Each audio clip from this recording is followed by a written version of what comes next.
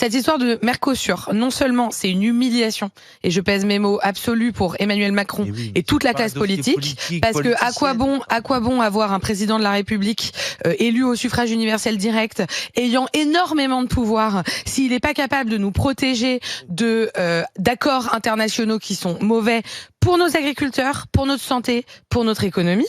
La première chose, c'est extrêmement humiliant.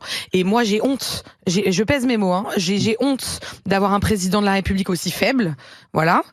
La deuxième chose, c'est que c'est un échec profond dans la culture politique de notre pays, qui est de dire nous ne voulons plus des traités de libre-échange qui détruisent la planète, qui détruisent notre santé. Regardez, je suis désolée, il faut que je vous parle d'un truc. Je suis enceinte, vous l'avez remarqué. Quand vous êtes enceinte, vous découvrez tous les gens qui sont confrontés à l'infertilité.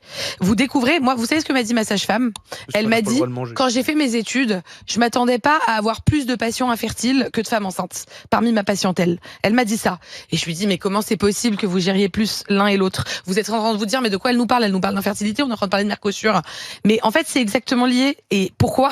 Parce qu'on importe excusez-moi du terme, que on a des gens qui sont infertiles, donc on a une baisse de la natalité qui est aussi due à ça, que on a autant de cancers et de cancers chez les enfants. Donc déjà, je vous parle de santé, mais je pourrais aussi vous parler d'environnement, je pourrais aussi vous parler de nos agriculteurs qui un jour sur deux, et je pourrais aussi vous parler du fait qu'on signe des traités d'un monde qui n'existe plus. On a commencé à négocier le Mercosur il y a 25 ans, dans un monde qui n'était pas le même. Le monde change, on le voit tous les 3 jours, tous les 3 mois.